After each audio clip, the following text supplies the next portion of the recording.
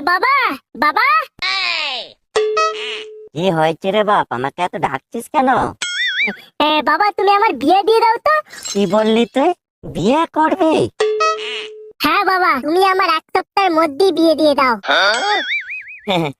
আমি বিয়ে করবো বলে কোনো মেয়ে পাইনি, ওর আবার 1 সপ্তাহের মধ্যে বিয়ে দিতে হবে? বেরো বলছি আমার সামনে থেকে।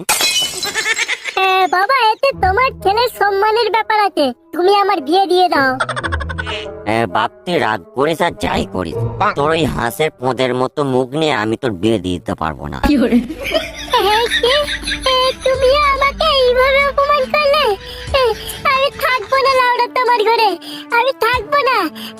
আমার যেদিকে 2 চোখ যায় আমি সেদিকে চলে যাব, আমি থাকবো না লাউড়া তোমার ঘরে। এই দেখো দেখো, যে রাগ করে আবার কথায় চলে যায়।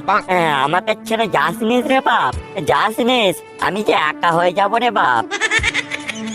তুমি বলে পথ মারা গে যাও, আমি লাউড়া চললাম, তোমার বালের ঘরে থাকবো না লাউড়া।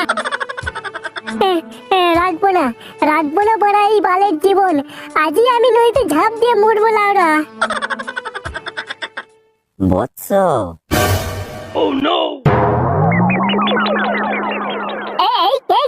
কে আপনি? আমি রে বৎস, চোদন শাস্ত্রী। চোদন শাস্ত্রী? হ্যাঁ রে বৎস, আমি তোর কষ্ট বুঝি। তা বোঝেন যখন, আমার এইরকম অবস্থা কেন? বাড়ির থেকে বিয়ে দিচ্ছে না, আমার নাকি হাঁসের পোদের মতো মুখ হয়ে গেছে। তাহলে কি আমাকে সারা জীবন হ্যান্ডেল মেরে কাটাতে হবে? সেটা কি আমি তোকে বললাম? তোকে আজ থেকে যেটা করতে হবে, তোকে বৌদিদেরকে পটাতে হবে, বুঝেছিস?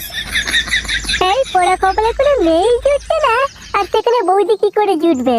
ওরে খ্যাপা, বৌদিরা পটে বড় মেশিনে, আর সেটা তো তোর আছে রে পাগলা। আমার বড় মেশিন আছে? হ্যাঁ রে পাগলা, তুই নিজেই দেখ না তোর মেশিনটা কত বড়। কই দেখি তো লাউড়া। তাই তো, এর আগে আমি তো পুরোপুরি লক্ষ্য করিনি। আমার মেশিন এত বড়। এবার থেকে লাউড়া আমি বৌদি পটাবো, বৌদি। এবার থেকে আমি লাউড়া বৌদি পটাবো। দেখলি তো বৎস, তোর সমস্যার সমাধান তোর কাছেই ছিল, আর সেখানে তুই রাগে দুঃখে কষ্টে তোর জীবনটা শেষ করতে যাচ্ছিলিস।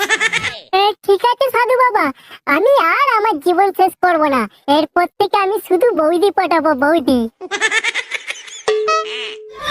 জয় জয় সাধু বাবার জয়, জয় সাধু বাবার জয়।